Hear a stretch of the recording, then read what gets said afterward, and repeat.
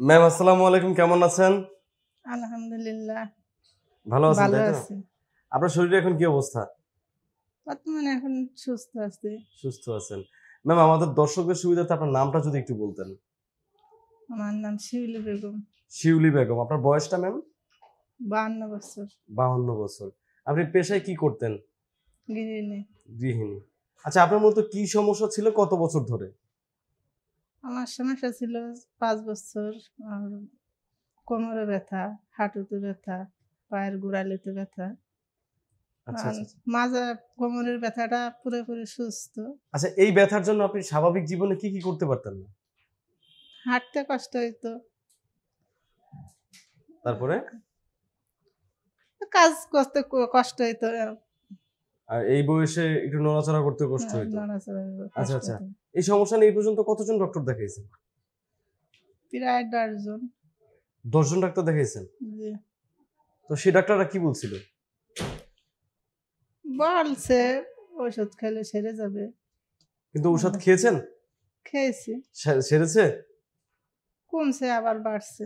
কমে আবার বেড়ে যেত। জি। আচ্ছা, আচ্ছা। তো পরবর্তীতে কি পদক্ষেপ নিলেন এই চিকিৎসার জন্য?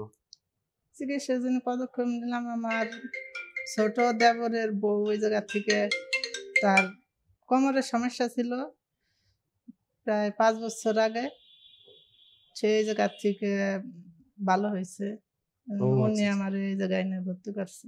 ও আচ্ছা, আচ্ছা। তো তারপর আপনি এখানে এসে ভর্তি হলেন। জি। এখানে কতদিন চিকিৎসা নিয়েছেন? ১ মাস ৫ দিন। ১ মাস ৫ দিন। এখন আপনার কি অবস্থা? বর্তমানে সুস্থ। আগের থেকে ভালো আছেন তো? জি। যাক শুনে খুব ভালো লাগলো। ম্যাম আপনার এখানে আপনি যতদিন চিকিৎসা নিয়েছেন, এখানকার সবাই আপনার সাথে কেমন আচরণ করেছে, কেমন ব্যবহার করেছে? এরা সবাই ভালো ব্যবহার করছে। আমারে থেরাপিস্ট মুন্নি ও খুব ভালো মেয়ে। ভালো ব্যবহার করছে। যাক শুনে খুব ভালো লাগলো ম্যাম। ম্যাম আপনার মতো এরকম অনেক রোগী আছে যারা এই সমস্যাগুলোতে ভুগতেছেন। তাদেরকে আপনি আমাদের এই ডিপিআরসি সম্পর্কে কি বলবেন? বলবো চিকিৎসা নিতে আসতে। কেন বলবেন এটা? সুস্থ হওয়ার জন্য। আপনি কি সুস্থ হয়েছেন? হ্যাঁ, হয়েছে।